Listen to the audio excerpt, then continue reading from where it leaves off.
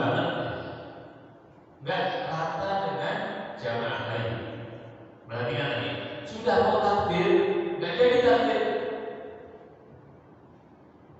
Faqala, beliau ingatkan lagi, ibadallah, wahai hamba-hamba Allah, la tusawunna sufufakum aw la yukhalifanallahu baina wujuhikum. Ya. Jadi diingatkan kembali, wahai hamba-hamba Allah, luruskan shaf atau wajah kalian akan berselisih. Tadi nggak akur, nggak nyaman, ya, gampang apa namanya, gampang berselisih, bermusuhan, ya, dan lain sebagainya. Dan itu berawal dari satu sahun dan subuh. Cukup jelas ya jemaah sekalian. Ini bagaimana pentingnya menjaga lurusnya shaf, dan ini dimasukkan oleh Imam Nawawi rahimahullah taala dalam bab menjaga sunnah, karena itu memang sangat penting. Sunnah yang sangat penting untuk kita jaga, karena selalu dijalankan dalam sholat lima waktu kita, ibadah yang paling utama. Kok gak ngikutin sunnah Rasulullah ya? Gimana ibadah-ibadah lain?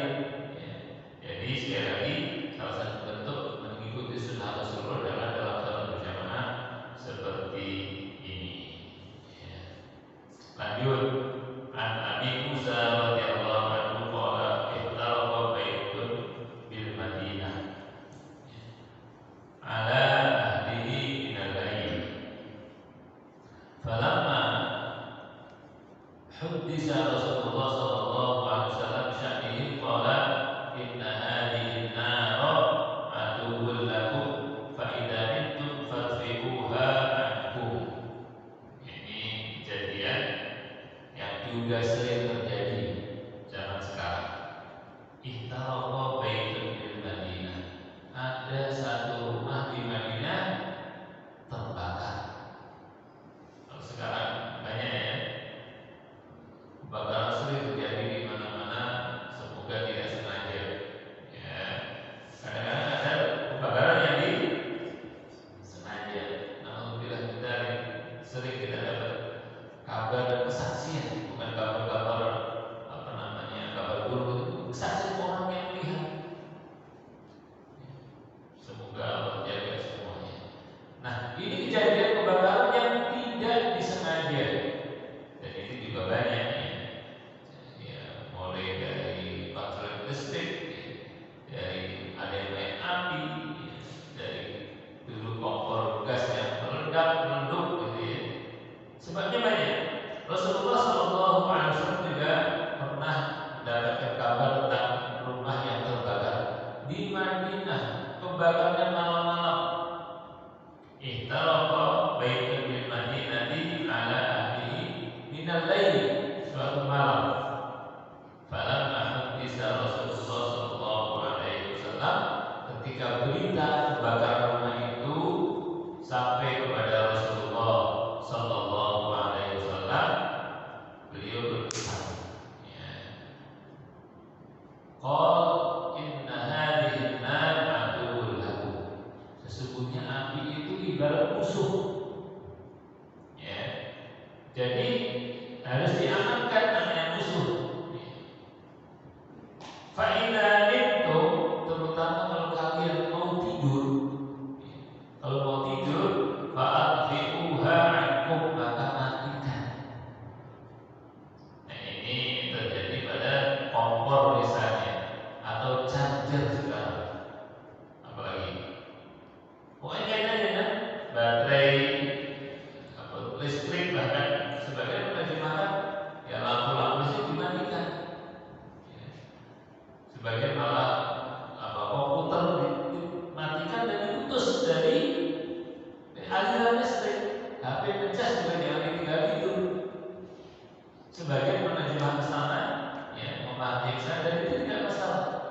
Bahkan ada penelitian kalau mau tidur itu lampunya dimatikan. Ya tentu tidak semua, ini berguna. Tapi mungkin di kamar ada yang minimal dikurangi ya. Ada yang membahasnya sampai ke sana. Dan ini memang yang utama, api yang berpotensi untuk membakar. Jadi nggak boleh tentunya potensi itu dibiarkan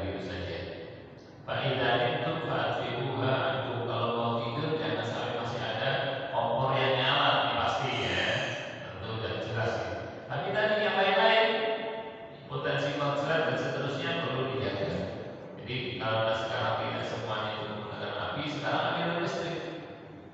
Ya, di antara kabar yang sering kenapa kebakaran itu terjadi, konsleting listrik, konslet. Kenapa konslet? Nah ini yang perlu diwaspadai.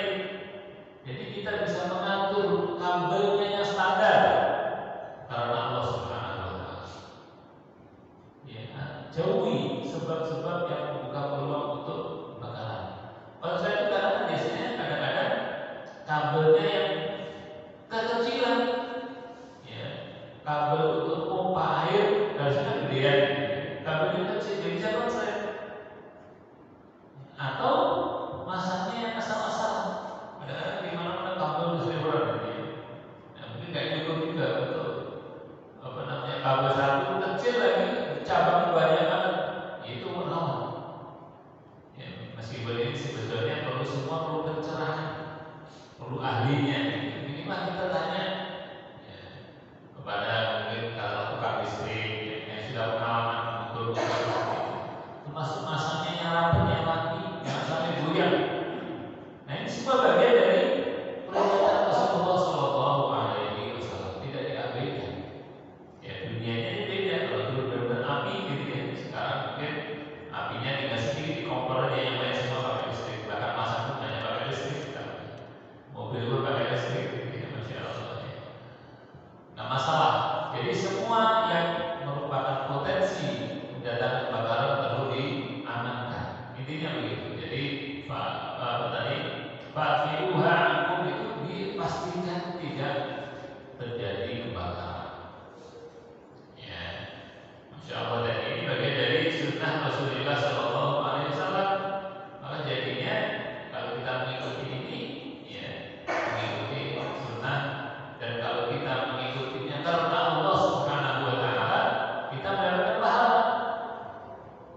Jadi enak ya, aman dari kebakaran, dapat pahala lagi. Dan semua yang tadi kita bahas bentuk ketaatan mengikuti contoh dan perintah Rasulullah Sallallahu Alaihi Wasallam.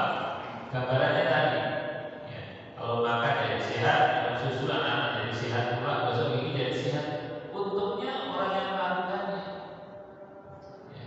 Dan kita sebagai orang yang dewasa, Muslim yang taat, kalau kita menjalankan itu dengan kesadaran, untungnya di dunia terasa. Kalau makan ya sehat tadi, gosok gigi sehat, ya, menjaga listrik, ya, kabelnya dan lain-lain aman.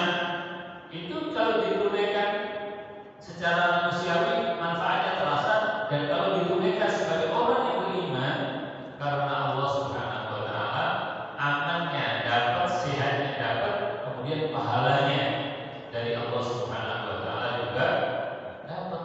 Kurang apa ya? Dan ini nanti akhirnya dakhala jannah karena mengikuti contoh dari Rasulullah SAW. Nanti seperti sabda tadi, kullu ummati yadkhuluna jannah, semua umatku akan masuk surga. Jangan kita nggak mau gitu. Demikian yang dirahmati Allah Subhanahu Wa Taala, mudah-mudahan bermanfaat.